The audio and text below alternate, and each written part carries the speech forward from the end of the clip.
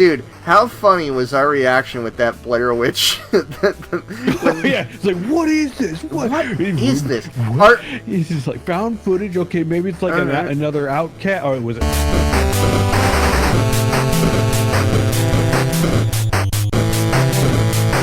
But again, this is, alright, literally 20 years ago. Holy fuck. That's crazy. Yeah. Oh, man. Woo.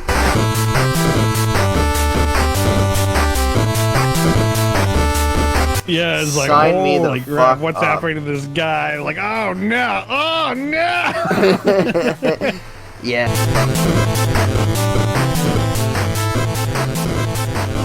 Hello, everybody, and welcome back to episode 42 of the Retro Rents.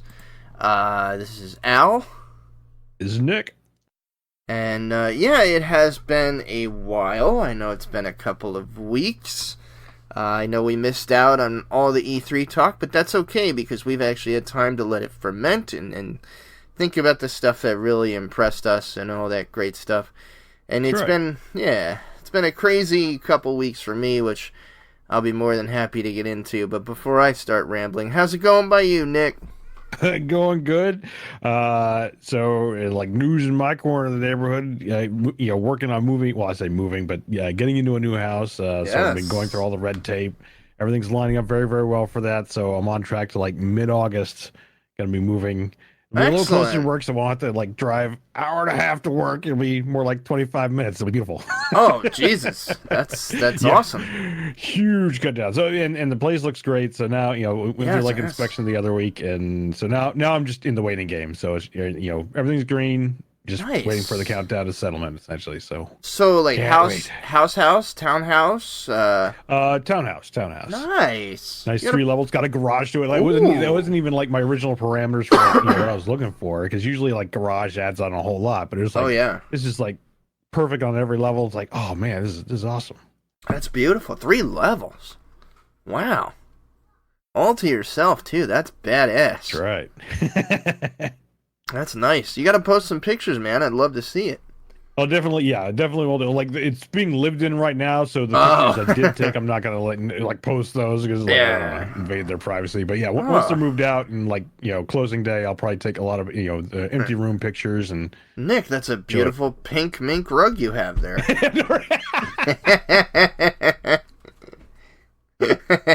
That's cool, man. No, congratulations. That's great. Going smooth. Everything's cool. Like closing, all that shit. No surprises so far. Yeah, so far, everything's greens, and we're basically in just kind of the waiting period. So again, like I said, past the inspection. Like I think I'm waiting on like the loan stuff, but they're telling me like they're just waiting on final documentation to do dot their I's and cross their T's and all that. So yeah. Now, will you like, again, this just goes from my lack of knowledge and total ignorance on townhouses. Now, will you actually you'll be paying, the loan, the mortgage. Will you own that necessarily if you paid that off per se? Oh yeah, it would be mine. Yeah. Oh, that's beautiful, man. Yeah, so all the fucking headaches, man. When you're actually getting a house or anything resembling a house, I'm glad it's going smooth for you because I still chalk that up to the worst year of my life. Believe me, it's still nerve-wracking. It's like they say, buying a house is one of the most stressful things next to I think childbirth. It's awful. It's awful. There's I forget the list, but it's up there. And even though it's going as smoothly as it is, it's just still nerve-wracking. Yeah. And, for me, it's just for anyone really, but for me, it's a lot of money. Oh yeah, and it's not just that it's a lot of money. It's you planned to spend a lot of money. Yes, exactly. But then you get hit with a lot more. It's that's another $1,000. Okay. Yeah. Now, fortunately, it's not my first rodeo. This will be technically my second house, but still, it's a lot of you're making sure everyone's stuff is in line, everyone's talking to each other. It's like your realtor, your lender, the buyer or seller. Making sure all the cogs are working. But Yeah. like my realtor's been fantastic. She's been, she's done a fantastic job and just like, kind of, keeping me, on the straight and narrow and all the checklists. And it's like, oh, this is beautiful. And obviously it's been about, it's been 10 years since I've been in this place that I'm currently in. And I'd almost say like the experience is a little better now because everything's online. Like, 10 years ago, like granted, there's the internet, and I'm sure there was some online presence, but not much. There was like nothing outside of like Zillow. But now, you have like Gmail and integrated calendars and all this other stuff, and like everything is so much more convenient. So it definitely helps with the stress factor in terms of like, okay, here's my stuff, here's all my checklists. You can hire almost every service online now, as opposed to like back then. It's like you had to call people up and. Oh yes. I was just on the cusp of that technological marvel. So that did not happen for me. I was doing all that shit the old-fashioned way. Oh yeah. I mean, I had to go through that too. When I was up there, it's like granted, it was 2008 is when I got this place. 2007 is when I got this one. Yep. Yeah. So like within a year of each other, but it's like obviously the internet was starting to become obviously the big thing at that point, but there wasn't like this kind of like I don't know what you call it, online presence of anything, for the where it really took off of like you want your presence to be online as a realtor or as a business, as an assessor, inspector. Yeah, exactly. It's like none of that. It was such a new, and you had to hunt people down. Even down to like the banking, like banking's going very much online now. It's like it's felt weird because I have not seen my lender face to face. Like when I got my original loan, it's like I had to go. I had to go in there, and talk to my lender, prick my finger, get a little blood. Like no, it's like now it's like granted there's been some phone conversations, but it's like part of it's through email, part of it's through the phone conversations, and it's like it's such a different experience. And it's like I feel like if you were to like really granted I'm only moving like 2 hours closer type of thing, but if you're moving I moved right up the street and I got gray hairs from that shit. But it's like if you were moving across the country or across state or like a considerable distance, like I feel like now that with all this online presence, how would you do that? But how would we have done that 10 years ago? That's the thing. Like 10 years ago, it's like you would have had to like probably like had your local bank, and then they talk to the person way across the water state or coast or whatever, or go there go on site. It's like, oh man, what a day we live in, Dude, I'm telling you, and it's still stressful. I'm telling you, like anybody listening, you have not experienced stress until you've bought a house. Like, it's oh man. And then I hear you say stuff like that. And it always brings me back whenever that kind of situation occurs. All I can think of is that quote, Russell Crowe from Master and Commander, when they give him the framework. Like the model framework of the Acheron, and he's like, look at that. Smaller, bigger than us, faster besides. What a wonderful technological world we live in. And I'm like, that's my line for everything, man. It, yeah. And it's so true. Like, so much is so much easier now. Just 10 years later, and it's crazy. We've talked about it on this cast before. I think before, no, it might have been right around the time you came on, but just how, like, the amount of stuff technologically that we've gotten to watch evolve from the time we were kids to now is just, it's mind-boggling. Like, if you would have told my, we'll go with my 12-year-old self, where you still have some concept of how cool it could be, and if you went and told me, like, all the crap we have right now, like virtual reality and everything, you could buy a house online kind of thing. Much less the internet, although I think I was already kind of experiencing the internet at 12. I think I was on bulletin boards at that time.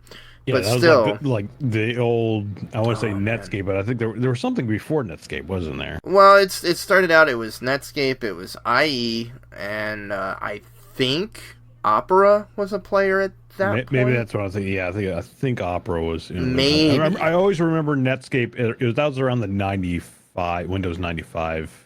Yeah, Netscape Navigator Yeah, Yeah, that was. yeah. That's what it was. Netscape Navigator. Yeah. And then it became Days. Then it came to be Netscape Communicator when they included their own email client. Yeah. Yeah, you remember, man? Again, stuff that people today just have no concept of. But what we're talking about is one of the first web browsers. At this point in time on the internet, you didn't have a real standard way of accessing it. You had Internet Explorer from Microsoft, which then, as it does now, completely sucks. But you didn't know any better because it was all the same level. I remember. No, I was gonna say I remember at that point when I got Netscape, I was like, all right, well this crashes every 10 minutes, but it's still not as bad as fucking Internet Explorer. Because I remember Internet Explorer at that time could not do frames. Frames was a Netscape thing. Okay, strap in, kids. So, web pages at that point in time were just one giant block. And it was basically HTML and just text, and maybe some JPEGs that somebody, I might have done or found or stole. But it was one giant page with links on it. Well, along comes, some clever HTML writers, and some of whom are big names now that were buddies of mine, back in that point in time. We were all just trying to figure out how this whole thing worked. And God damn it, I can't remember his name now. I remember his online handle was Nomiad, and he came up with this idea of frames where you'd have one section of your page be a separate web page, and that would actually be the panel where all your links were. And then the other main section, the bigger section, would be your display, and that would be your main page. So it's like you always had the links on the left that you could go and navigate, just like you have on a site today, where you have the menu at the top or whatever. And Microsoft Internet Explorer could not handle that. It completely shit the bed whenever you found a page with frames on it. It's like, you got the red X of doom, the thing died on you, but Netscape was like, I got this. I'll crash in 10 minutes, but I got this. But yeah, anyway, it turned into this whole big browser war. And who's going to come out on top? Microsoft, Netscape. It was just a big thing.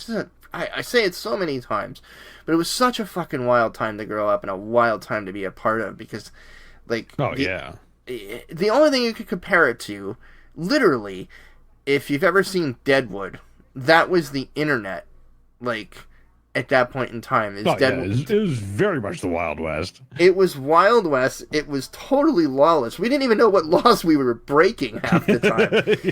And the best part was there wasn't even laws for it. So it was you get into it, just, and again, I can't underestimate or understate. Most people left their servers completely wide open. Their admin passwords were still the default passwords. So it's you just find a mysterious IP address on the internet. And it's all right, admin. Oh, look, I'm in. What is this place? Mr. Potato Head. Mr. Potato Head, backdoors are not tricks. Oh my God, we're going off on such a tangent here, but I could do an entire episode of the old days of the internet, as could you, because I know you were another you were another early adopter, thanks to the great professor Pops over there. His dad has got some of the most incredible stories from his career working in the government. Nick's dad was around for the earliest days of the internet, and he's got stories that make ours just nothing. I'll put it this way: he was one of my professors in college for computer security, and every now and then we knew it was going to be a great class when he would just nonchalantly stop talking, step away from the podium, walk over to the classroom door, shut it, lock it, and then the next words out of his mouth would be, "Now, I can neither confirm nor deny what I'm about to tell you actually happened." And it's oh, yeah! War stories, here we go! But yeah, I mean, to state what a wild time it was, you can't understate that enough. But anyway, oh my God. Yeah, so I'll sum up my 2 weeks real simply. I'm currently on the market. I'm still employed, but I'm looking for a new job. I'm completely overworked, beat down, and just my current job I think is getting lots of bang for the buck, but not so much me. So whatever.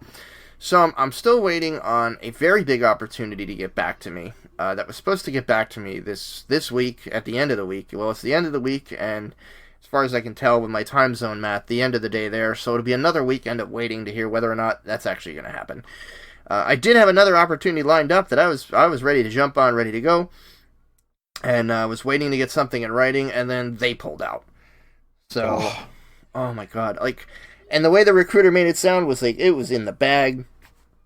You know, you can give your notice Monday, but me just being the cynical piece of shit that I am, I was like, well, tell them to just, I want something in writing before I give notice. And then I didn't hear from him until Wednesday, and he's like, yeah, they wound up going with the cheaper candidate. I'm like, I hope they fucking die. And it's not even that. Like, the other guy they were interested in, they liked him because he was, young kid, eager beaver. It's his first big job. He's ready to prove himself, and all the power to him. But God bless him, man. If he's getting into a company that does business like that, I'm glad I didn't make that jump. I'll tell you that much.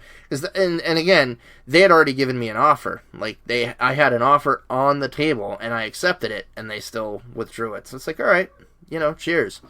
So on top of that, then the reason we didn't have an episode last week, I thought I could swing it. I was working on a major migration project for my current job. Huge project. We've been working on it for almost a year. Migrating our in-house project management suite from a third-party web host into the Microsoft Azure cloud. And this is 15 years of documentation on SharePoint 2003, Windows 2003 servers. I mean, old as shit. And it took pretty much... We intended to start Thursday night at 8 p.m., of that week, Eastern time. Well, one of my teammates unintentionally did something that we're like, okay, I guess we're starting now at 12 noon instead. Oh. So that turned into a whole thing. Needless to say, we worked through the entire weekend. I was going to try to do, a show Friday, but I had kicked everything off, but at that point I was already exhausted just from the scramble to get things moving. And I'd say by Monday of this week, the team and myself had put in already over 60 hours easy. Oof. From Thursday morning. So, yeah, needless to say, next week is the 4th holiday, so I only got 3 days worth of work, and then after the 4th, I'm going on vacation, and I can't wait. So it's like, I better do a goddamn show, because I don't think I'm going to be able to do this from Cape May, but I'll try. Sure as shitwater, I will try. So we might still do another show, in another 2 weeks or so while I'm down the shore, as long as the connection can handle it. It'll sound pretty ghetto, because I'm probably not going to have my all my equipment, but we'll make something work. But yeah, so we've been out of the loop for a little bit. Obviously, the biggest news, I think, since we've come back has been E3. Everybody knows at this point all the stuff that's coming out. There is some cool stuff, cool surprises. Nick and I wound up doing a quick stream about a half hour before I had to go eat dinner, but we watched the start of the Microsoft conference. Oh, yeah, man. Whew. Man, I'll tell you, I like what they're doing. I like this, gobbling up the studios and then letting them do their thing, because, man, we're getting some great games out of it. Yeah, I think they kind of realized, I don't know who's kind of started, but yeah, I'll go with like Rare. Phil Spencer. Yeah. Yeah. But, I mean, in terms of studios, like, which studio they got first, and kind of really kicked it off with things. Rare. But yeah, I'd say Rare was it, and because like it seems like it's having this like come out year, so to speak. We got obviously Sea of Thieves is now going strong. They teased the Battletoads. Banjo-Kazooie's in Smash Brothers, so they're doing a lot of collaboration even with Nintendo. Oh, how great is that? This whole collaboration with Nintendo. Like, there was a great interview with Phil Spencer. I forget who did the interview. Captain Mike over at Bad Fodder Figures had talked about it on his show, so I went and watched it. And it's like, goddamn, I hope Phil Spencer's at Xbox for the next 20 years. Like, no joke. That guy is legit. He is an actual, like, gamer, first off. He plays Destiny with, like, a construction worker and somebody else, like, just random people he met online, and they actually met for the first time not too long ago at one of these. It might have been E3 or DeveloperCon. Awesome. But they've been playing games together. Like, he is a legit gamer.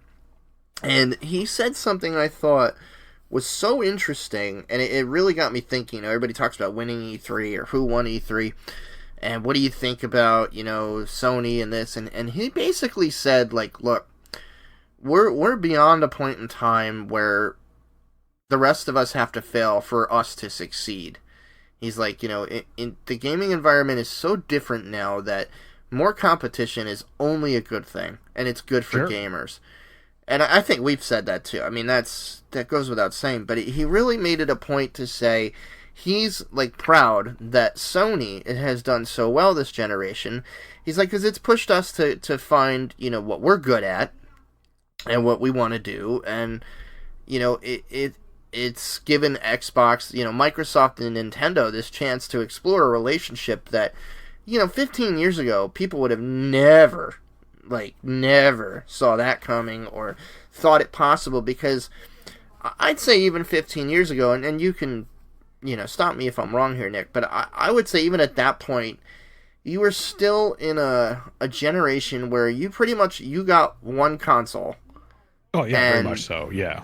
That was it. Like, you got the console, that's the console you were going to have for that generation, and that's it. And I'd almost say it wasn't until, maybe like the late 2000s where it started to become more accepted to have multiple systems, because you're absolutely right. You are a one console house, and if you had multiple friends and they all had different ones, like, you go to their different houses. You go to their different houses. Sega today, or let's go play Nintendo today. Exactly. Those were like the early ones, but it wasn't until the original Xbox came out 99, I think. Yeah, and even then, I don't think I had more than one different console of the same generation until the PS3 and the 360. Yeah. I think it's around that time where it started to become more normal for a household to have multiple consoles. And I'm separating this from you'd have like a PC and a console. Yes, yeah, absolutely. I always had a PC. Yeah, it was like those early 2000s where it was like, okay, now you got your PC, you might have multiple consoles now, and you'd be, multi-console house, so to speak. Yeah. And I mean, you remember, man, before I got, married, kids and all that, I had money to burn, and like he'll tell you, it was like, yo, dinner, my treat, you don't have any plans tonight, let's go. And even at that point in time, I think I only had the PS2. I know I never had an original Xbox. And then the Xbox 360 came out. I wound up getting that first. And then I got the PS3 because I saw one of the videos for Uncharted, and I was like, holy shit, that's Indiana Jones, I gotta get that. And, right. And that's why I got the PS3, and that was the first time I had owned more than one console. And I think Phil Spencer gets that, is we're now in that era where that's not uncommon anymore. My buddy Chris, you guys that listen might know him, Holy Headshot from Everyday Gamers on Twitter. Very good guy, but he mentioned the other day, his kids are using the Xbox, this one's got the Switch, it's not uncommon to see multiple consoles in a house now. So it's not like one of these companies has to win or I should say, these other companies have to lose for one company to win. It's just not like that. Right. And I really dig that Phil Spencer gets that. And I love this idea of cooperation between them and Nintendo. I love the fact that we might see, we're going to see more Rare stuff going to the Switch, to the Nintendo where Rare started out. I think that's just great. And, so, I mean, I love what they were doing there. Some of the other stuff we saw from Microsoft, I was very impressed with, or it just looked very different, very interesting. That dude, how funny was our reaction with that Blair Witch? It's like, what is this? What is this? It's just like found footage. Okay, maybe it's like another Outcast, or was it Alan Wake? Was it Outlast? No, that's what we thought. We thought Alan Wake at first. Both of us in unison were like, oh my god, another Alan Wake, and then we're like, do another Alan, because I love that game. That game was so awesome. Great story to it. I thought it had great mechanics. But then I think you said it, and you're like, "Ooh, no, this can't be Blair Witch." I'm like, "What? Blair Witch? What?" Yeah, and I remember it was like they showed down. You're like, "What?" Well, like they showed like a half-second flip of that stick figure, and I'm like, "Yeah, the little stick figure." And I'm like, "No, it can't be." And then they showed that scene, where the guy's in the corner at like the end. The end frame of the original Blair Witch. I'm like, this is fucking Blair Witch, and then it zooms out. It's like Blair Witch. Like, it's like son of a. I easily think that was probably the second biggest shocker of E3. I'm very intrigued about that game. I've been curious, like, where are they taking it? At the same time, it's like it feels like a good. I'd say franchise, but a good franchise to like take into kind of like, similar to something like an Outlast or something like that, where it's like, you kind of have the camera and, you kind of like. Outlast, Fatal Frame kind of deal. Yeah, exactly. It's like, I think the Blair Witch, it lends itself to that. Yeah, the legend, lends itself perfectly to that. I think, like, now, have you seen? What is it? There was a sequel. I haven't seen it, but I ended up watching a breakdown on it. It's pretty bad. Yeah, well, I heard it's pretty bad, and it also introduces like this whole like time warp thing, and it's like what? Stop. And like, so the question is, are they incorporating what was in that sequel, whatever? Yeah, I don't know the game or not. I don't know. I like the fact that. I was reading something the other day. It's like already spurring interest in the original movie, which I think is wicked cool. Because again, going back in time, you might have seen the Blair Witch, a couple years ago, whatever. But when that movie was being marketed, and again, the internet was not as big of a thing at that point, so it wasn't like things were getting debunked within 5 minutes. And there was a real air of holy shit, like this is some real found footage. And it kicked off the whole found footage genre. But I remember that because it's like, it's exactly that. It's like, we found this footage, and I think that I want to say there was something on like the Sci-Fi Channel. They had like the Blair Witch documentary special. Yes, whatever. That's right. And that hyped it up even more. Of like, it's like, and it's like, is this real? What is this? And like, and you just didn't know.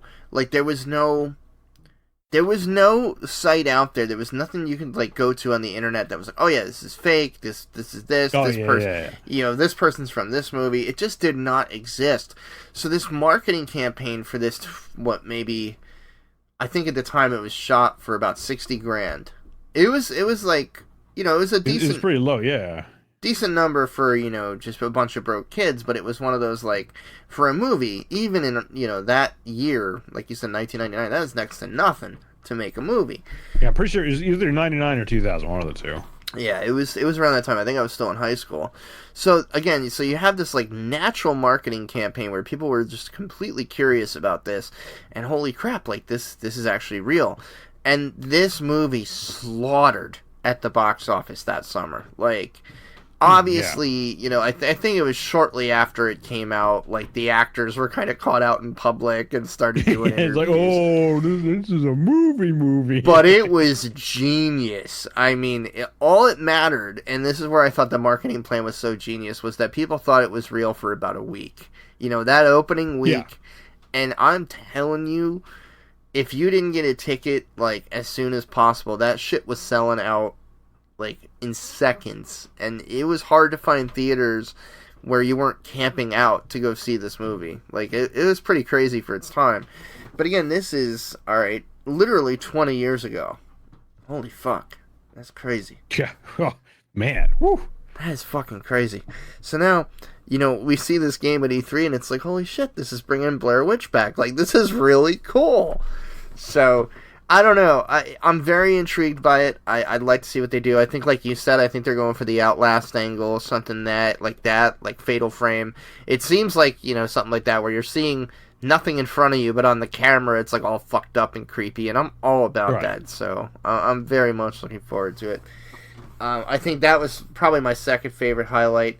I think everybody's favorite highlight, and I don't think I'm alone in this. Obviously the big get at E3 this year was Cyberpunk. We wanted to see more about Cyberpunk. Looks so good. It looks perfect. It looks perfect. And it's CD Projekt Red, and they have gotten better with every game they've made, and obviously The Witcher 3 is their masterstroke. And I think this game is already positioning to be even better than that. And, they released a bunch of footage, and we're watching this fucking beautiful, teaser, gameplay, whatever the hell we want to call it. We've already seen a bunch of gameplay from the game. They've demoed that before. I mean, they did that back in the spring. And then, then we got kind of like an additional, 20 minutes. Pre-rendered, but I mean, kind of trailer video, movie video if you want.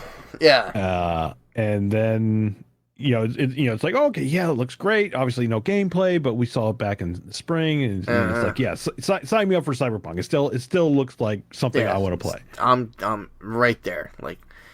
I'm buying it. I'm pre-ordering it. It's one of the few games I'll pre-order. I know it's going to be a good spend. And then we're watching this trailer, and it's like, all of a sudden the character gets knocked out, and he wakes up on the street, and he's being helped to his feet, and Nick and I are both like, is that fucking Keanu? It's like Keanu Reeves, and then then they cut to the stage, and the door opens, and okay, out it's the guy. He comes. Out he comes. My first thought was like, it's like, oh, Keanu Reeves. Okay, they're gonna have some guy come out. He's gonna look like him, talk about, or I thought they were just gonna he's gonna talk. We're gonna have Keanu Reeves. Like, no, it was Keanu Reeves comes out on stage. Keanu Reeves. It's like, oh, so and did you hear about the guy that shouted at Keanu? Oh yeah, he got a whole care package. Yeah. It's like, oh man, that's awesome. Like, you're breathtaking. You're breathtaking. I'm telling you, I have watched E3 for the past 10 years easily, if not more. It's always been one of the highlights of my year. Oh yeah. This was my favorite. This was that point where, he just.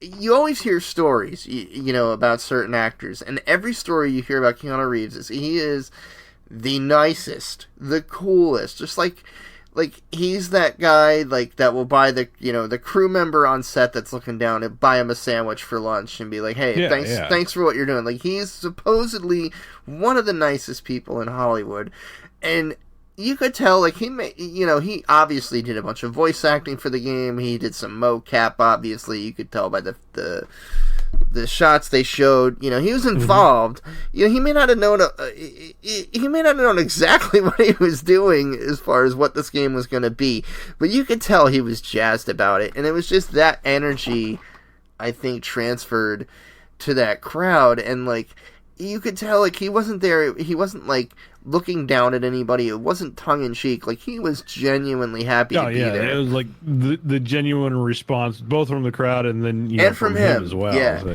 Yeah, the crowd, he just stole the fucking show. That was one of the best E3 moments I've ever seen. And then, of course, you got the guy in the crowd, it's you're breathtaking. And he just, he stops mid-sentence, you're breathtaking. It's holy shit. We're watching history in the fucking making here. It was just very, very cool. And, I mean, Christ, if the entire planet wasn't hype on Cyberpunk, they are now. I know, right? I can't wait. Yeah, dude, I'm so there. That game looks like it's gonna be great. Some other highlights. We won't necessarily go into too much detail. Obviously, Witcher 3 is coming to Switch. That's another big one. I'm anxious to see how the hell they're gonna pull that off, because it's just a beautiful game, and the Switch has its limits. Yeah, I mean, well, even in the demo they showed from the Nintendo, I think it was a Nintendo Direct feed, like the tree like, fort, okay, as I call it. I could tell it was The Witcher, but it's like, oh wow, yeah, we are watered down. Because I was like recently playing it, so it was very fresh in my mind of like, this is how it should look with the top end graphics card. And it's like, it's like, oh, okay, yeah, it's the Switch, yeah. You haven't played that, have you? Until recently. Not until recently, yeah. Oh my god! So it was worth. I got to finish it. Like I think about halfway, maybe 3/4 now, all the way through. But I got to go back in and finish it. But so are you having a blast? Did you get to Skellige? Skellige? No, I think I'm on my way there. All right, so you're not even halfway through. Oh, okay, never mind. I got a whole lot more to play then. Well, all right, I'll say Skellige is probably like the 60% point. But I mean, dude. Masterstroke of open-ended RPG. I'm like so jazzed you're playing through it. Such a great game. I mean, it's been in the library forever. It's just like one of those like, oh, I gotta get around to playing it. It's like, man, I can't believe I didn't play this earlier. Yeah, because it's just completely fun. Oh, so great. It's one of my favorite games of all time, and in fact, I kind of want to. Oh god, I fucking own it on. Let's see, I own it on Xbox. What else do I own? I want to get it on PC so I can really max this fucker out. And play it on beautiful mode. Yeah, well, I think, what is it, a 2-3-year-old game now? Yeah, it's getting up there, but it's still fucking gorgeous. But it's that's the thing. It still looks absolutely great. So definitely. So, worth trying I'm glad my pals, my Switch owning pals, will get to play it. Kyle, god damn it, we miss you, you piece of shit. Get back on here. Get back out of here. Stop being a slacker. But I'm glad it is coming to Switch, and he'll get to experience that and enjoy it. I mean, he's got a PS4, but motherfucker, you gotta play that game. Other highlights: there's a new Breath of the Wild. The only thing, and again, I don't own a Switch. I haven't played Breath of the Wild, but I will say what very much impressed me about this was just the speed at which we're hearing about a Zelda sequel. Again, Nick and I go back a long way. A Zelda game is like a once-in-a-console generation thing. And Breath of the Wild made the ass end of the Wii U. Like, that was originally supposed to be a Wii U game. Right, yeah. It was the tail end of the Wii U, and then it's like, nope, going on. Well, I think it didn't come out on released. Both? Yeah, it came out on both. Yeah. But it was one of those, I think more people played it on the Switch. Because obviously the Wii U, biggest misstep. But I loved the idea. I think without the Wii U, you don't have a Switch. So, you've got to be thankful for the Wii U. Yes, yeah. And, but yeah, so the fact that we're even hearing about another Zelda game, and the fact that it's coming out for this generation is kind of mind-blowing. Like, they don't release Zelda games this quickly. This has never happened.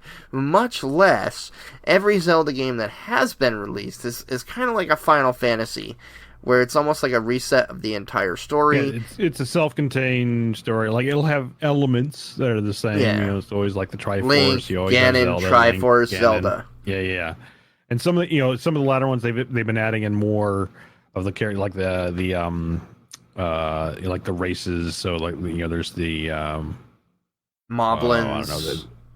The Moblins. There's the rock people. I forget. Octoroks. Yeah, and the fish people, like the rock people, fish people, the desert tribe, things like that. So, like it always seems like there's a measure of familiarity, but at the same time, it's something completely new. So yeah, so it's one of those I was very shocked. I was like, what the hell are they doing here? Is this DLC? No, this is a whole new fucking game. Holy shit! So I was very, very, very shocked about that. So I'm interested to see what happens there. I might eventually get a Switch, especially if I hear back from California. I'll get one sooner. Come on, guys, get your shit together. The next on the list that basically got completely leaked and wasn't a huge surprise was Elden Ring, game coming out between From Software and George R.R. Martin.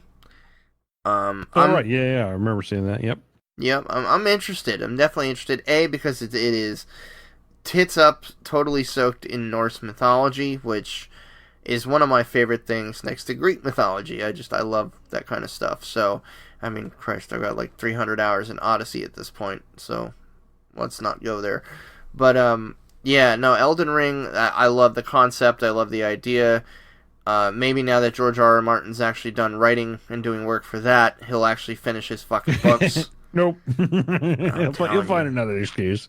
He really will. And, like, I just want to smack him. Like, I just want to... Yeah. I've said it many times. I'm a writer. I'm not nearly as famous as he is. But god damn it, if I was, I'd be like, look, this is my job. You guys are foaming at the mouth. Here's your book. You know? But anyway, and on the book front, and I'll stop after this. Jim Butcher did announce that the latest sequel to the Dresden Files, Peace Talks, is finally done, and he is going to give us a release date soon. If you haven't read the Dresden Files, Nick, holy shit, get on that. It's fantastic. Fantastic. The show's pretty good. Oh, you liked the show? Yeah. Why? You think it was bad? Or does it not live up to the books for it? Does not live up to the books. And okay. I'll say, all right. I didn't want to diverge too much, but I will say this much. The show did what it could on a sci-fi, as in sci-fi with a Y and a Y, right, level budget. But read the books. The books are absolutely incredible. They're my second favorite urban fantasy books next to The Iron Druid. But, I mean, if you like the tone of the show, it nailed the tone of it. It definitely got, like, the character of Dresden. Yeah, I think that's what I enjoyed the most. It was kind of like this, modern wizard, so to speak, type of thing. Okay. You got to check out the books, especially if you're, I mean, granted, your commute's getting a lot shorter. But yeah. For the next month and a half, grab the first couple of them off of Audible. They're narrated by, oh God, what's his name? James Marsters? The guy that played Spike in Buffy. Okay. And he's perfect. He's like the perfect narrator. He's the perfect Dresden.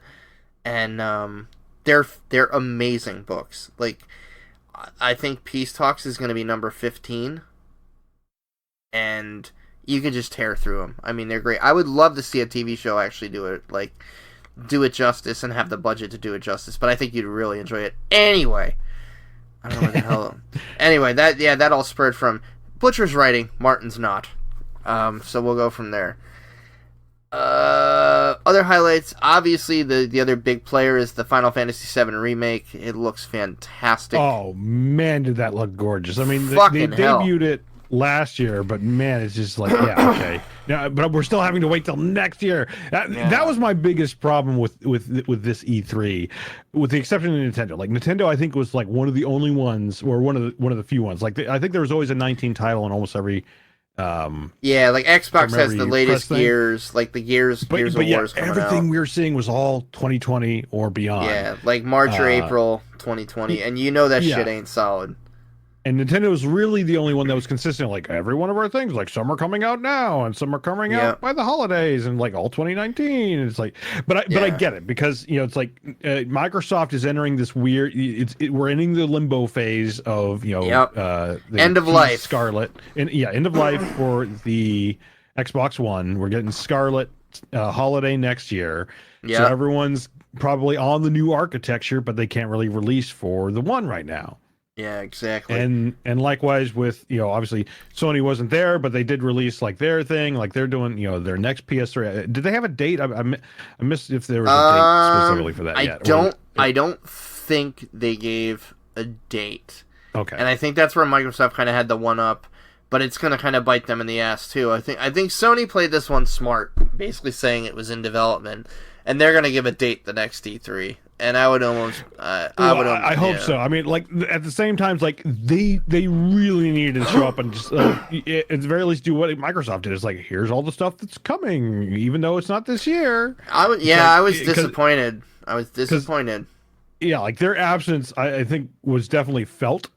And it's like it makes them look like we have absolutely nothing. It's like that's not. Yeah. I'm sure that's not the case. I mean, Phil Spencer said the same thing. He was like really sorry that Sony wasn't there this year. He's like I always enjoyed, the Sony presentations and like the friendly jabbing that we had, but it always spurred each of us to do more. And the fact that they didn't even show up. Yeah, it was like may you not. couldn't even like tease, I don't know, something with like indie developers or like other games on Sony, like because I'm sure like that's got to be a hit to like people who released on Sony, or I don't know if how many exclusives are coming out the next couple months or a year or so. Yeah, I mean, I think the only big one really is going to be Death Stranding. Like that's that and Last of Us 2. Is that this year though, or is that next year? I think that might be next year, actually. Yeah. See, yeah. I mean, regardless, it's like just like total absenteeism. Is like I don't think that's the way. Like I understand the argument. I almost feel like they're overconfident. Like I mean, because look, let's not mince words. I want a PS4 PS4 pretty bad. Like just so I could play Spider-Man and God of War and Bloodborne and a whole other list of exclusives that Sony just knocked it out of the goddamn park. And okay, this generation I had kids, so I got an Xbox One and that was it. But yeah, I feel like it's a pretty big miscalculation on their part. Even if they didn't have much to show, at least you could show stuff that was coming. Yeah, again, kind of like Microsoft did.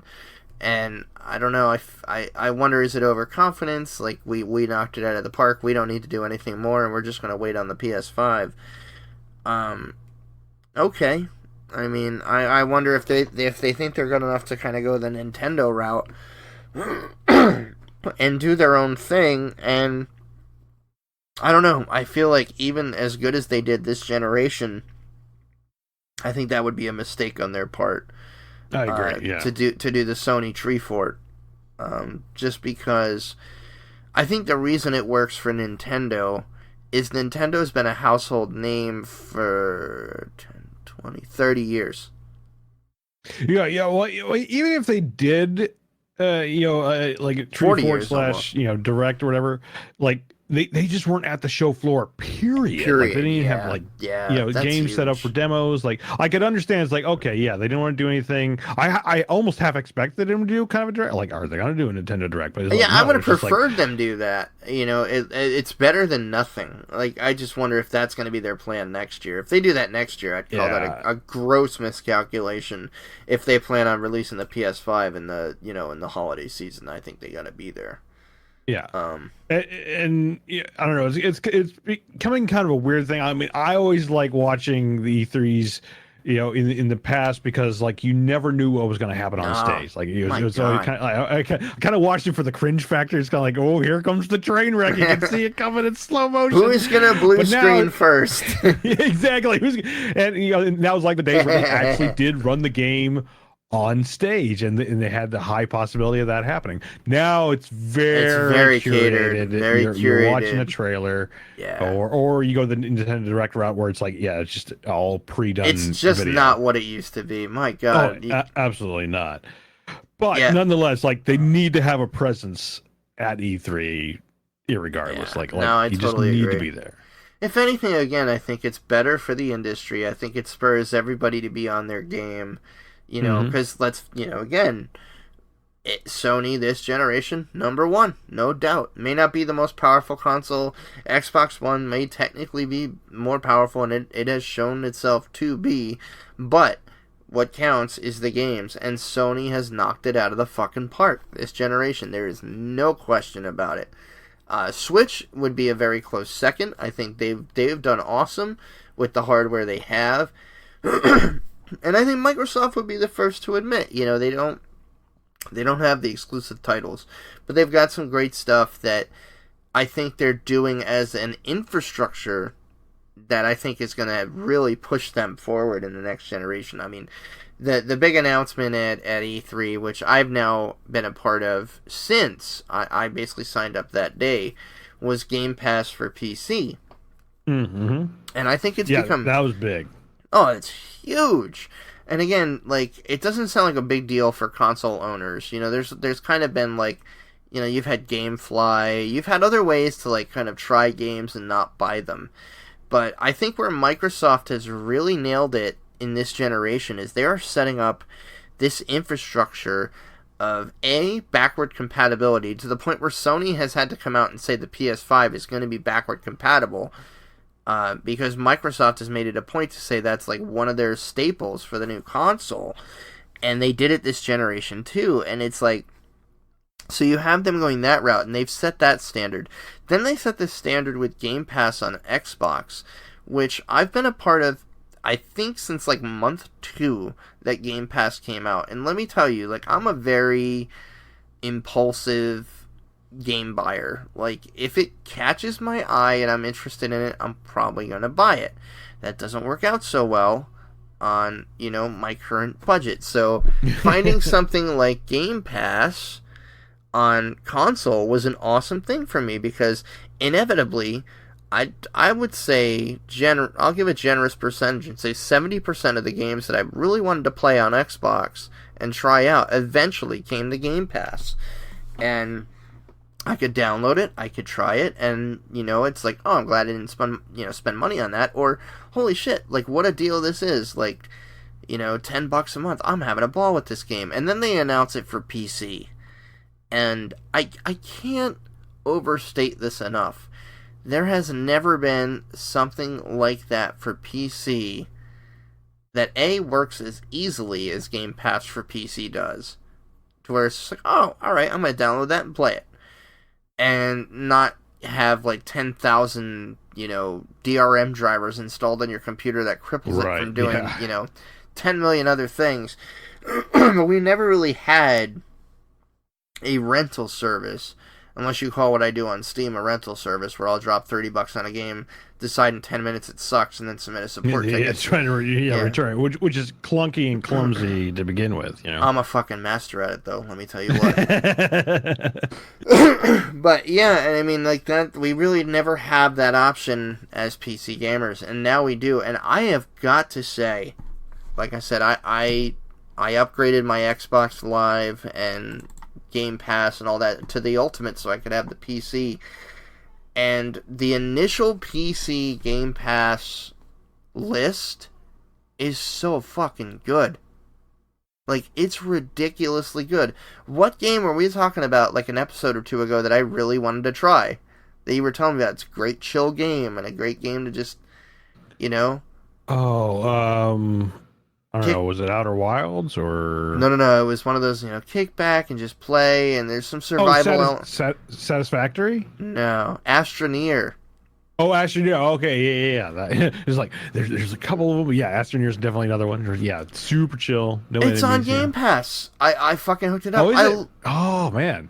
It's on PC Game Pass. That's perfect for it. I love that game. It's great.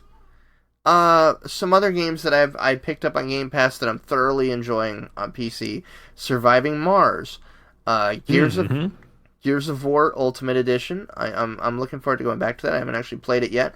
One that I was intending on buying that I'm glad I didn't, because just like other Paradox games, it needs about 10 more DLCs and it'll be great. Is Imperator Rome. Still a solid game. Still pretty good so far. If you like Crusader Kings in Rome with a lot more of a political layer. I'm digging it so far. Hellblade, Senua's Sacrifice. I'm glad to play that on a really powerful PC. Looks fucking gorgeous. Crosscode, which was a game I was trying to get a review copy of for the longest time. It's a great little Chrono Trigger looking graphic RPG with like... Oh, nice. But more like Ys or action RPG elements like button mashing, sword attacks, and stuff like that. It's not turn-based. It's like you fight on the map. It's great. It's a great little game. Like, if I had to make a recommendation for PC Game Pass alone, that would be one of them. Like, Crosscode is really worth picking up. I grabbed The Messenger, which is like Ninja Gaiden, almost. Okay. Same kind of platformer, but with like a total tongue-in-cheek story that has me laughing out loud. State of Decay 2, which I have on Xbox, and the genius of this one is it's using the same community I have on Xbox, so I haven't missed a beat. Ah, nice. Yeah, it's great So cross-platform the play. crossplay. That's one thing I did take away from Microsoft's announcement, which I think is one of the largest things. That, granted, I agree. It's like there's no need for like a winner or loser, but like they, definitely put them up a few notches, despite the fact that all the games are coming out were like 2020. Yeah, But it's this whole crossplay. Like they play it fully anywhere. embraced. Yeah, they fully embraced console and PC. It's like that's what they needed to do in the first Oh place. Like yeah, they nailed that, and we could see it coming. I think it was like 2-3 years ago when they announced. Rocket League. I think it was Rocket League and like the most the whole. It went under another name. Because I want to say it was like Windows crossover or something like that. Windows Play Anywhere. Yeah, that's what it was. And that was Sea of Thieves. Yeah, and like 5 other games that didn't matter. Exactly. And now it's just like, okay, we're just going to do everything via, I say Xbox, but the Microsoft The Game Pass. Game Pass. It's like, yes, that's what needs to happen now. And the way they're kind of like, I say kind of sucking away everything, but in terms of like, there's the collaboration with Nintendo. So I think I want to say like Fortnite was one of them, but I think there's several other games where it's like the multiplayer is going to involve both PC and console. PC, Xbox, and Nintendo Switch. That's fucking amazing, and man. I think Sony finally like relented. I think at least on the Fortnite front they did that. But it's like, get on board, Sony. Come on, just like it's an easy win. Well, and that's the thing they feel and do it. And this is where I think they're sitting in the same seat they are with E3, where they just feel they don't have to do that because they're top of the heap, and that's where I think they're going to miss out. And I'll say this with full disclosure: I think Microsoft was at the same place, after the 360. They figured, oh, we're number one. We, fuck, physical copies, and they when they initially came out with the Xbox One and what it was going to be, they got booed off stage, man.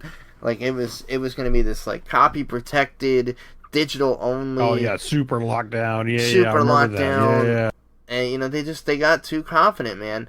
But I think they learned their lesson, and I'm telling you, the stuff that I'm finding, again, just on PC Game Pass, I would say my number one highlight, and I've done a couple streams of it. If you go on Twitch and check out Retrorents Al, I've been playing this game on PC called Operencia: The Stolen Sun. It is. Okay. It is such a fun surprise for me.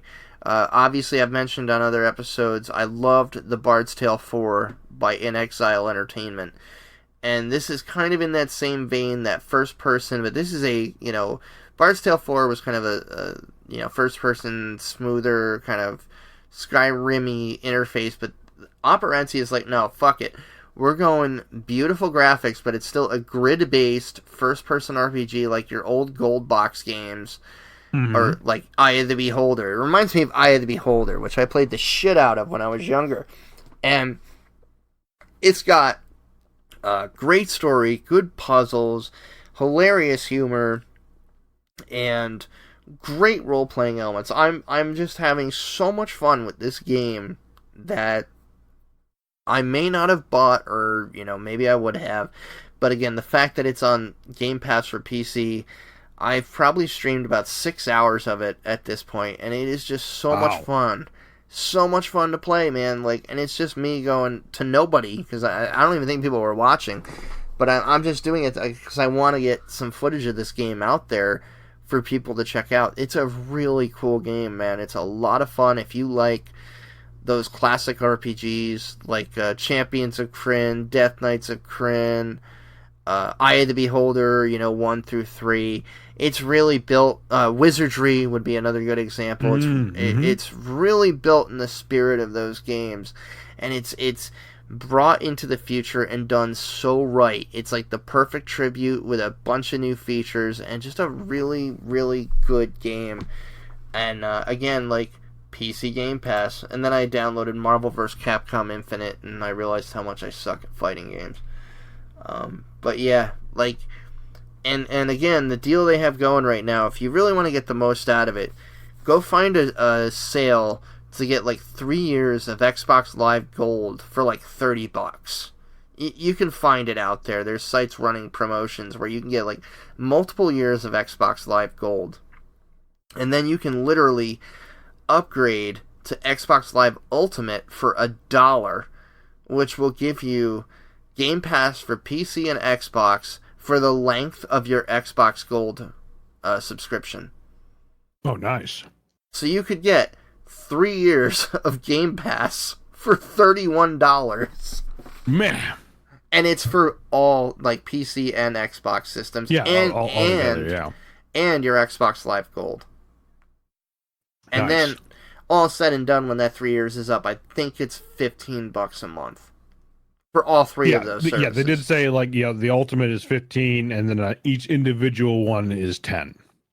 Which is still I feel like a steal. Like, if you're playing a game for within 3 to 4 months, you could play one game for 3 to 4 months and it would pay for itself. Now, granted, it's like gives you access to really. I think the more treasure trove will be those indie games, because like when those come up on Steam or Epic or GOG or whatever, it's like sometimes you're like, oh, this looks great, but it's like I want to buy that. I don't know. I don't know if I want to put money down on it, even though it might be like $15-$20 or something like that.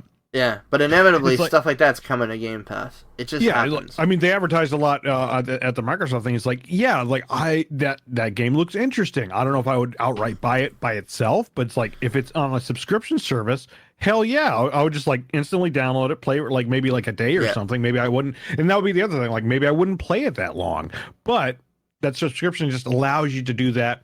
You see a whole breadth of games. Really, again, for a steal is, again, if you're beating a game within 3 to 4 months, it's paying for itself. And if you're doing multiple games, then forget about it. Then you're gaming the system. It's the Blockbuster of video games, is what we're getting at. Yeah, absolutely. Half our younger audience just went, "What?" Yeah, what? Is that place where you got videos? What is it, like a Netflix? What's a video? What's a VHS?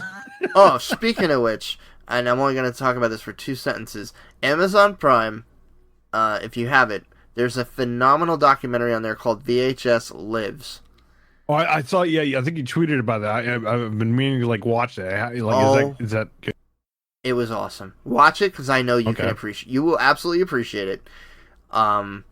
It goes into a lot of the independent horror films that were made back in the day that you'd always find at video stores, but how like a lot of them never got transferred to DVD, and how there's like a whole culture of people that still love their VHS and their VHS collections, and how it's starting to make a comeback. It was very fascinating because they interviewed a lot of the icons of the horror industry that really miss that media, because you don't see it in the DVD stores. Anyway, check it out. VHS Lives. It's fucking awesome. Definitely. Yeah. Such a great watch. Yeah, it's on my list. And the guy I was tweeting to, Harrison Smith, he's a director.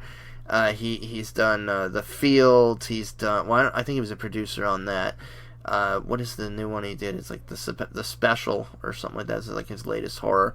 But he was my teacher in 8th grade. He was like, how like you'd have in grade school your main teacher, and then they'd have like the up and coming teacher that would like take over class for a month.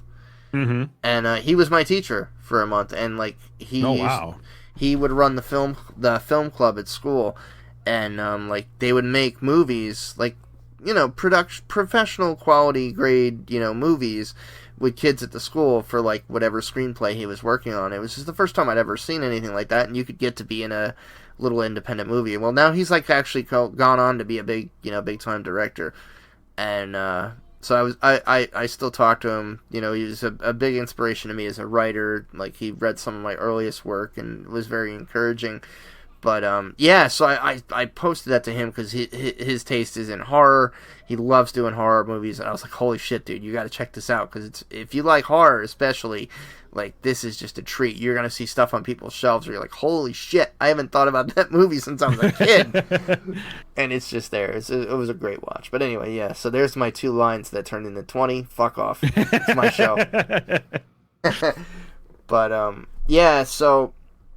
Again, going back to E3, I thought this was a great year, and I thought it was probably the first year where I think the people at the front of the pack, the leaders, I would say, of these consoles, Nintendo, Xbox, can't speak for Sony, they were not there, but I feel like, Phil Spencer and, Doug Bowser, like all the Yeah, I love that name. Dude, how fucking great is that? I don't care. Like, how great is that? They fully embraced. I was hoping they would, and like they fully embraced it with the direct. No,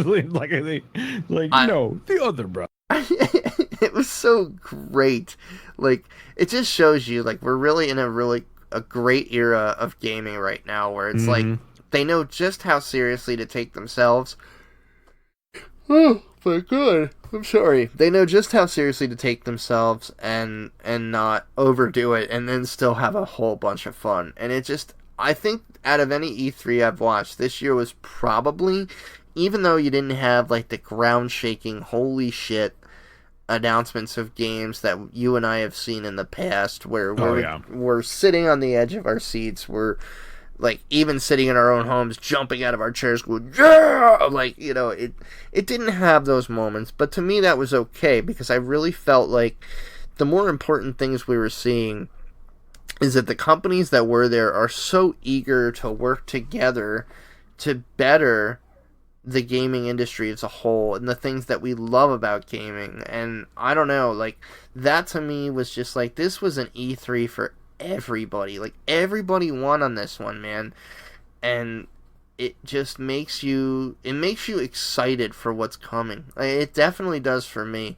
Like, I just think we're in for a really great 2 to 3 years. And I'll include Sony in this because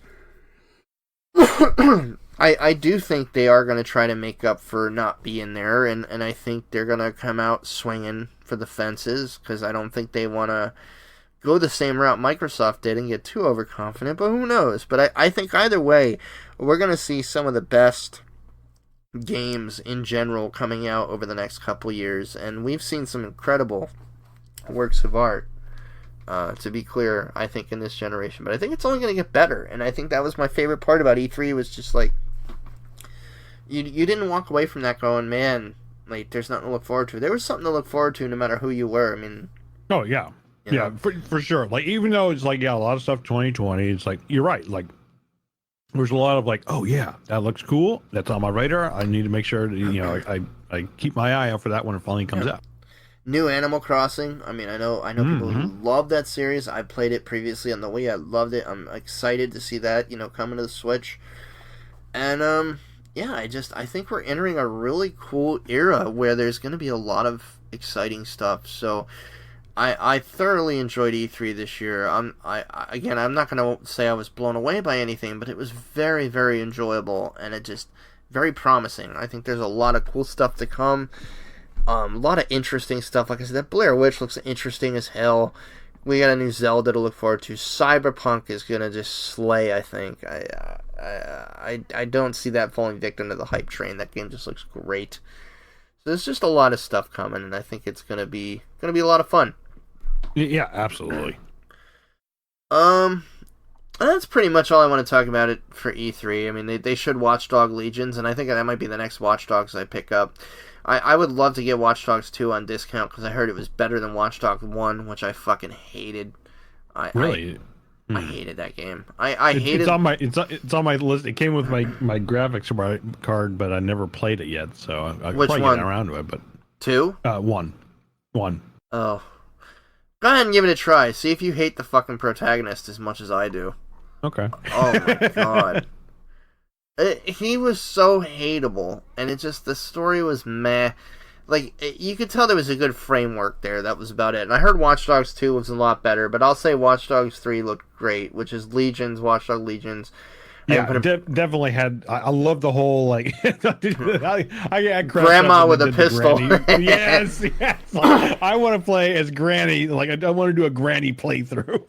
Yeah, I put in. I'm kind of hoping you can. Like, I'm curious, because it didn't look like you were necessarily forced to necessarily move on to another player, unless unless you died. Say player, but unless you died. But I'm wondering if you can do that. Like, obviously there's probably the option is like, yeah, obviously they kind of intend you to switch around characters for different roles or whatever. But it's like, could you play through the game as one grandma. character? Could you do the Granny playthrough? Because I would love to beat the hell out of people. I would stream that shit Start to finish. Yeah, no, and I even put in parentheses, it looks fucking bananas. Like, I can't wait to play it. It looks cool. Gods and Monsters was another one that raised my eyebrow. Looks like Ubisoft is taking the AC Odyssey home run and just going Borderlands with it. Yeah. So we'll see what happens there. Interesting, that's about all I had for it. And that was it for my highlights of E3, unless you had any that stood out to you that you wanted to talk about. No, I think you covered most of everything. I'm looking at my list real quick. There was some cool stuff. I always like watching the PC show. Nothing really super stood out, but let's see. I'm gonna look through this real quick. The outer, what is it? The Outer Rim or something like that. Outer Rim. Not the one that's on Game Pass now, where it's like the time loop exploration game. But it was another one that looked kind of Borderlandsy. It was like the Outer Worlds. Outland, I think it was. No. The Bethesda one. Yeah, the Bethesda one. I don't know. I don't think it was called Outland though. I want to say I thought it was Outland, but I know. Yeah, that one looks sweet. That one looks great. Definitely looking forward to it because that's from the same people who did Outer Worlds. It's Outer Worlds. That's what it is. Yeah. Same people did Fallout New Vegas, which was a fantastic game. Obsidian, yes, thank you. Is fantastic. Yeah, they did Pillars of Eternity. It's another fantastic fucking role-playing series. Fantastic. Go play that. Really good.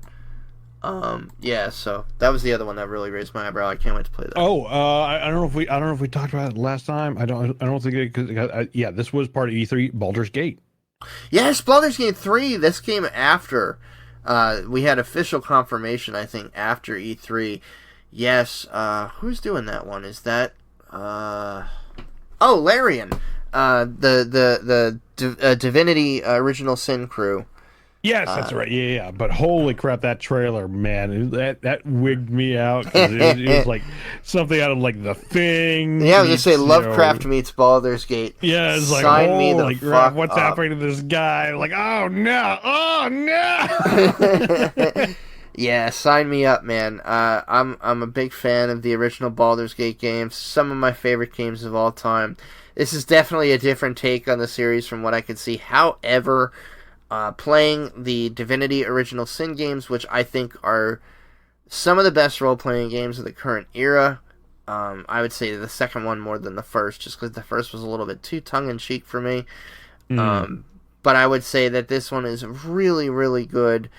The second one, anyway. So the fact that they're doing this, I think it's in really good hands. I think they're going to do a new take on it, which I'm sure will turn off some people, but I think they're going to do it right. And I think they're going to bring it, into the current day, and just based on the other two games, I think it's going to be fantastic. So I'm very excited for that. But absolutely, yeah. I think that was really the only other thing. Like, I think the biggest game for me that was a win again was Cyberpunk. You're breathtaking. Looking hella forward to that. Like, there hasn't been a really good sci-fi game, I think, in a long time. No. And I think that's going to fill it quite nicely. Yeah, I feel like it's going to make up for the long absence of a good sci-fi game, so I'm very excited. I'm there with you, man. That's an insta pre-order for me. Mm-hmm. So as soon as I get the money to do that, I'm going to pre-order. Well, you got a year, No, not in a big rush, but I'm definitely pre-ordering that shit. Other than that, yeah, that's our E3 take. Didn't really have too much on the release front. I mean, yes, stuff did come out, but like I said, it's been pretty crazy. One game I'm very much looking forward to getting my hands on is The Sinking City. It's another Lovecraft game. Oh, yeah. Heard good things about that. You'll have to let me know. Yeah, by the crew that did the Sherlock Holmes games, which I very much enjoyed. Okay. So I'm looking forward to playing that. I love me some Lovecraft. The big hitter this week for me, I did hear Cadence of Hyrule was great, which is a Zelda version of Crypt of the Necrodancer, which is a great game. But I would say, we had Octopath Traveler hit on PC, which I cannot wait to buy. I really want to play that at some point. So I played the demo on Switch and I loved it. But the one I've got my sights set on that I'm going to play as soon as possible is going to be Bloodstained Ritual of the Night. I watched a couple streams. It's by I can never remember the gentleman's name, but Castlevania Symphony of the Night. You know, Okay. that that creator, and this game looks like the perfect tribute from every stream I watch. It looks like so much fun. Cannot wait to get my hands on it. You know, just Metrovania goodness. Hook it up. And I'm sure many of you are already playing it. I'm sure Al Vogue is like halfway through it at this point. It just looks fantastic. So yeah, that's pretty much it on releases. There's not much else, you know, I can talk about right now, you know, that really caught my eye. We do have a new SavePoint game of the month. I picked this out about a week or two ago. It's the Nintendo version of Defender of the Crown by Cinemaware. It's a fantastic game on the Amiga 500 and the Commodore 64. It's one of my favorites. But the Nintendo version, even though it wasn't as graphically pleasing as its computer counterparts, Cinemaware has even said it was the more complete version of the game because it had other game modes in it that they had been meaning to put in that they just could not do in the time allotted on the PCs. So it's like you have for those of you that have played Defender of the Crown, you know, a lot of people remember the tournament, the jousting scenes. In the Nintendo version, when you get knocked off the horse, you actually go and fight with maces and like finish it off, and it's just a little bit more layers to it that you didn't have in the other version. So I figured, let's give this one a shot. You know, I don't think it ever got a fair shake when it was out. So our save point game of the month is Defender of the Crown for the Nintendo by Cinemaware, and give it a go and let us know what you think about it in the save point on Facebook. I will give the URL out for that at the end of the show. So now we're at the point where we're going to just give out, we'll give out the voicemail number. If you want to call and leave voicemails, like Chris or Uncle Fred, you can call 610-810-1654. And we'll go right to it. Our question of the bye week was, what was your favorite moment of E3? And we do have a voicemail for this. We actually have two, because our good buddy went over. Two. Well, but he had a great call, so we're going to share that with you now. Let's roll out the red carpet for our pal, Fred French. Heidi, Heidi, ho! What's going on, gamer? Alright, so I paused this real quick. Fred, I hope you forgive me, but I will never picture you as anybody else but Ned Flanders from here out. And continue. Huh? Are we all still on that E3 high? Huh? Seeing all those games? Getting all that stuff going on? Yeah! Excitement, and I wish I didn't think of that before. Huh? Yeah, they brought it. Alright. So, yeah, I'm assuming everybody enjoyed it. I enjoyed it. I thought it was good. I kind of miss Sony a little bit. I mean, I don't know. Maybe Sony didn't really have much to bring. I don't know. But I still kind of missed them. I thought it would have been cool to have Sony pop in, or well, they wouldn't pop in there, but it would have been nice if Sony would have thrown something out on the web somewhere or something just to show a little presence and just say, hey, we're still around too. But I guess they decided to go the quiet and silent route. I don't know. But anyway. All right, so the question is the easy one. What got me most excited at E3 or something like that? You know, I'm kind of paraphrasing or whatever. But let me first of all, let me give Al a shout out, because this time he actually put the question on a few days ahead of time. Usually I'm on like Twitter checking it out, thinking, is it this Friday? Was it last Friday? When the heck is this show? I know it's bi-weekly, but I can't keep up with things. And you know, I see a tweet from Al that says, "Hey, in 5 minutes the show goes live." Well, here's the question. You know, I'm trying to think right. This time he gave me a lot of days to think, so I appreciate that, Al. Good looking out for us, sir. I almost called you fur. Sorry, sir.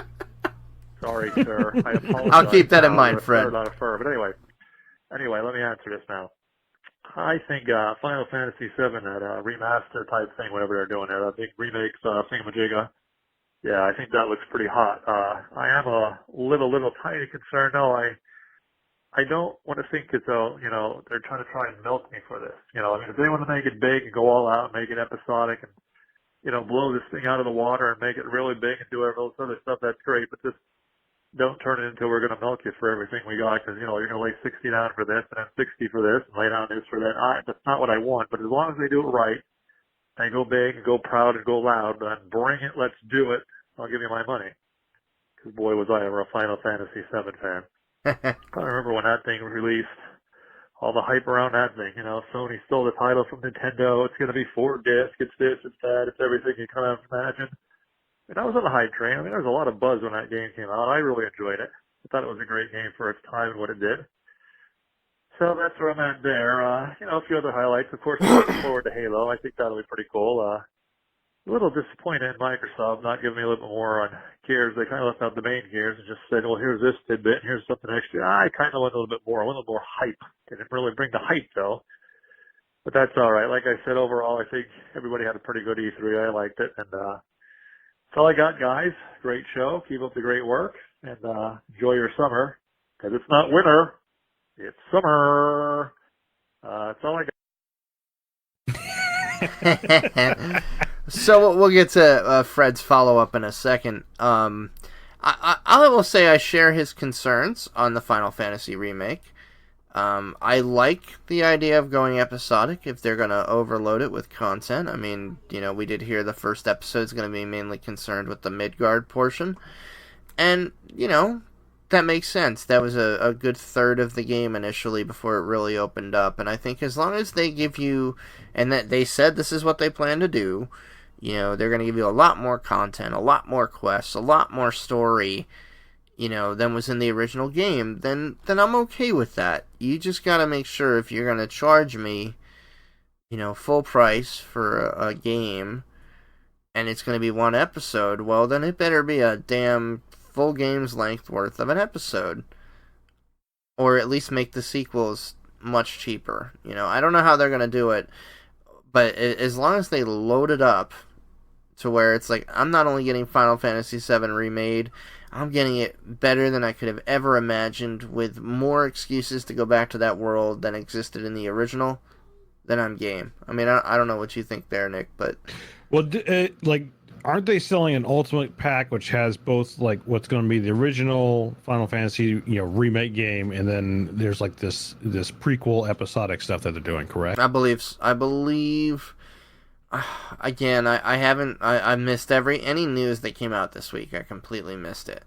Well, I think I want to say they announced it at the Square Enix panel.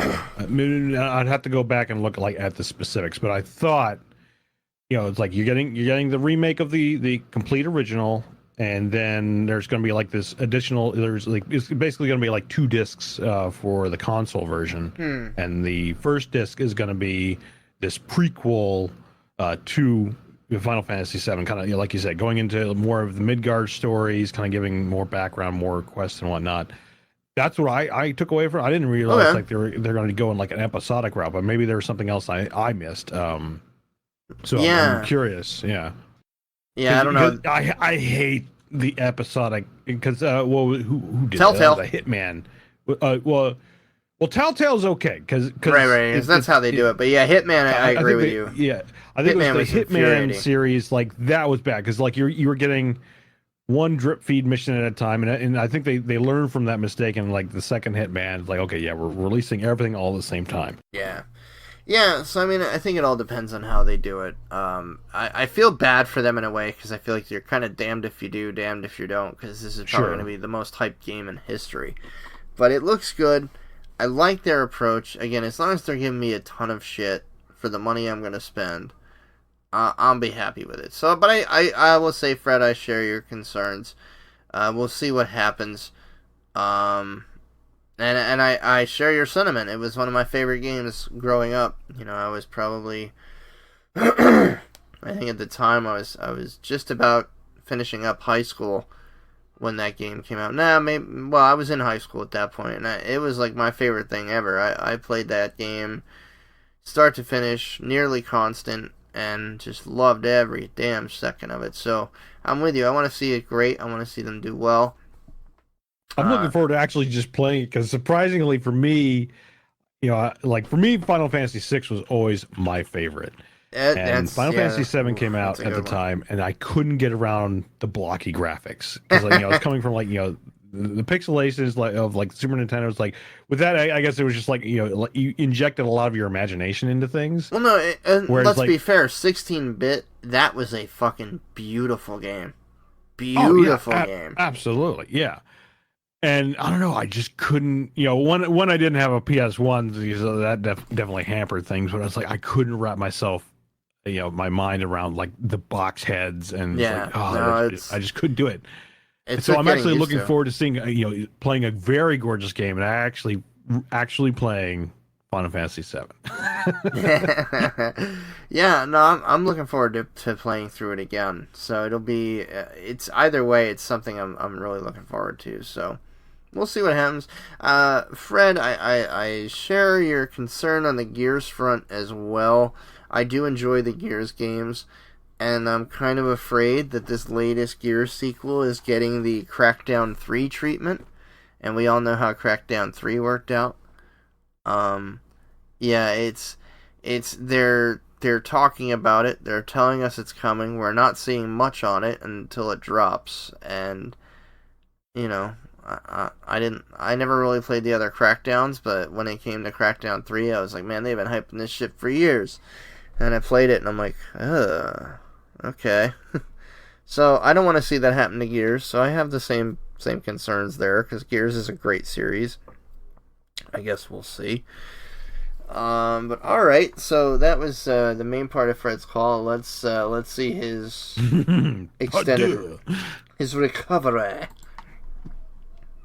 Okay, what can I say? The E3 hype pushed me over my limit. Hey, that's all right. You like calls, so this is almost like another. Hey, I love it, man. Keep them coming. You're still calling to end the call. Nothing really new to bring, but you go out anywhere and you buy a drink and you pay for it. Just pretend it was on me. I bought you a drink. I didn't really pay for it, but just tell yourself, Fred French bought me this drink because he made 2 calls.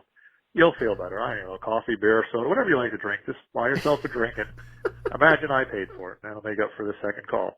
So enjoy your drink, guys. Enjoy your week. And as always, arrivederci. Arrivederci, Fred. I took you up on that drink. I had a nice one tonight. Yeah, no, we love your calls, man. I always look forward to them, and you always contribute so positively to the show, and I love it. So it always gets good discussion going. So I think that will be that.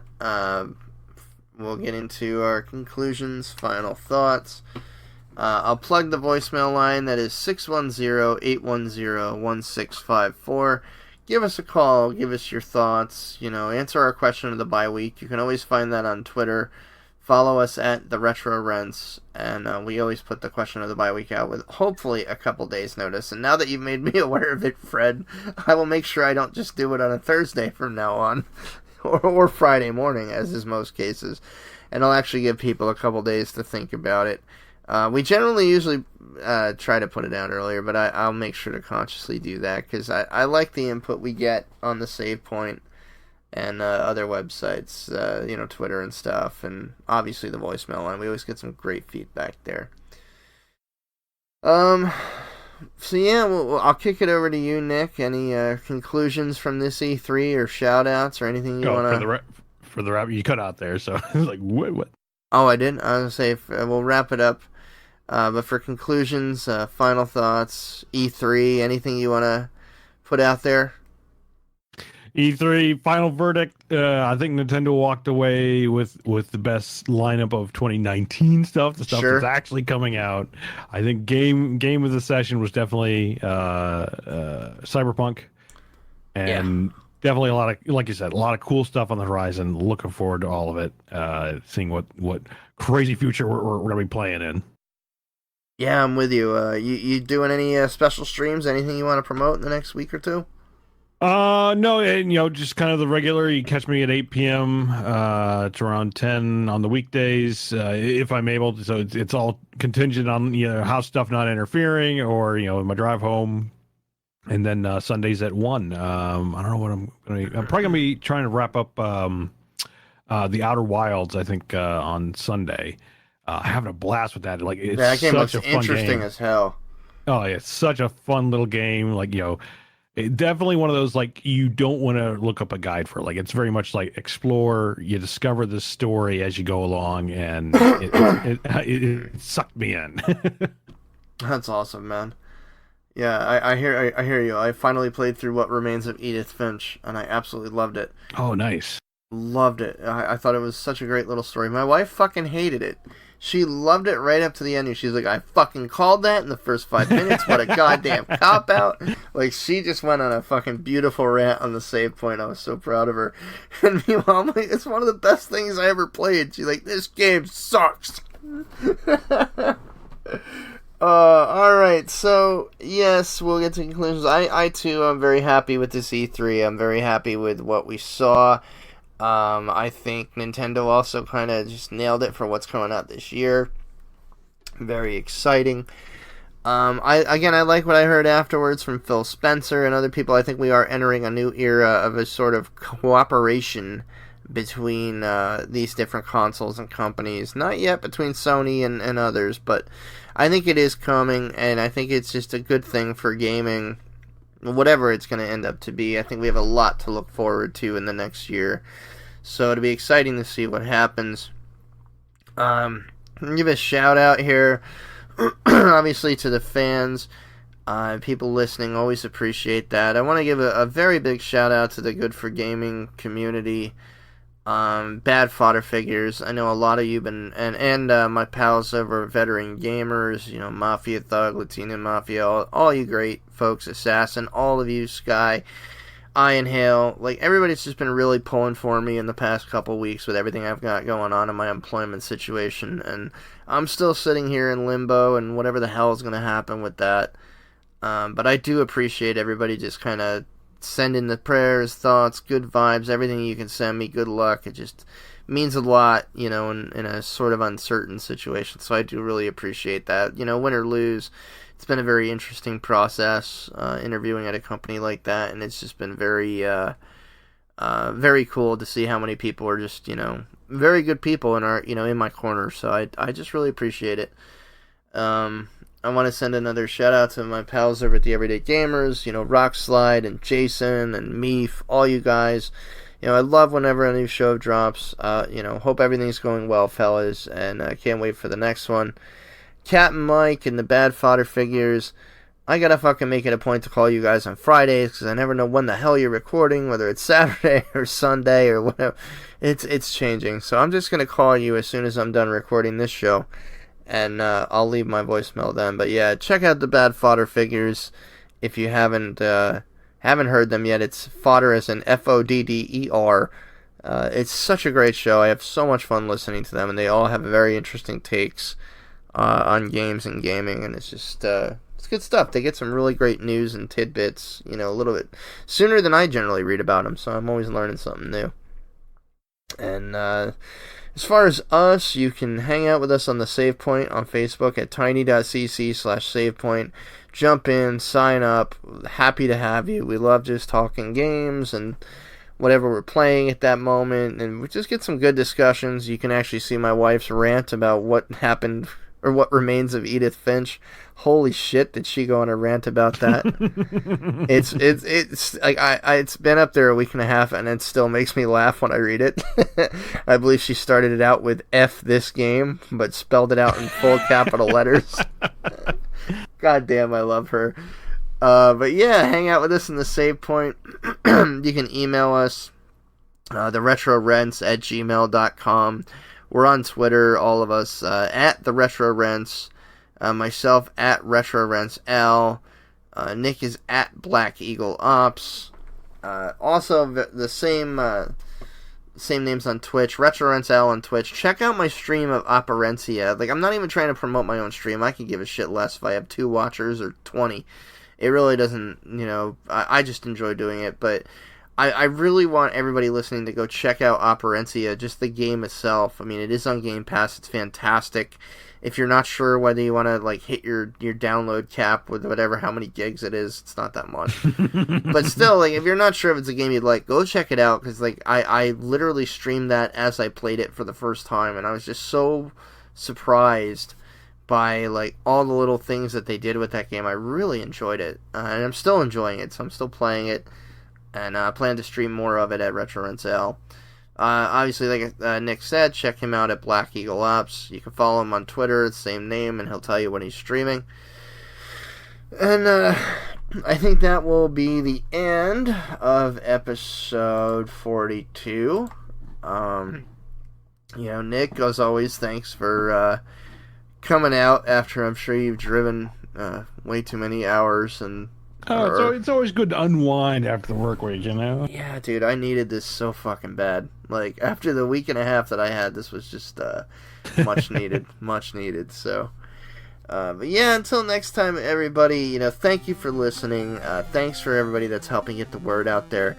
I'm actually going to start doing a contest for those who don't have Humble Monthly or game, giveaway packages. I'm going to start giving away some games randomly. I think starting the next show, for anyone that gives us 4-star reviews or above. Not that I'm bribing you. Actually, I'd be happy with any reviews. Give us some reviews on iTunes, and I'll go through the review list and, just randomly throw your names into a jar, a metaphorical, algorithmic jar. The digital jar. The digital jar. And I'll pick somebody randomly maybe every episode and give you a free game. It might be something you already have. Well, that's on you. But if you don't, it's something you can get for free and check out and play. And just would definitely appreciate some more reviews. Help us get the word out there. Obviously, I'm still very happy with how many people we have listening every week. It's just more than I ever expected at this point in time, so that's great. And but yeah, help us get the word out. Share the links to your friends.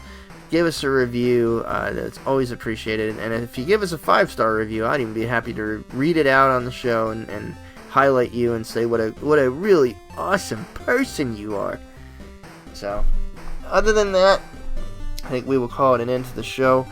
And I think, just words of wisdom. I think if there's anything this E3 taught us is that, nobody has to lose anymore at this point in time. I think everybody can do well from a console standpoint. And I think we as gamers are only going to benefit more, the more they start working together and pushing each other to be better. And I think, like Nick and like Fred said, I was a little disappointed in Sony just by not being there, because I do feel they, help push everybody else to be better, and try to one-up each other, but it's always for the benefit of gamers. So I think it was a good E3. I think it's just a great look at what's coming, and I'm excited to see what happens with gaming in the next year. And other than that, till next time, have fun, play games, and don't be dicks. Nothing from you, Nick? Peace out! There we go. Later, everybody.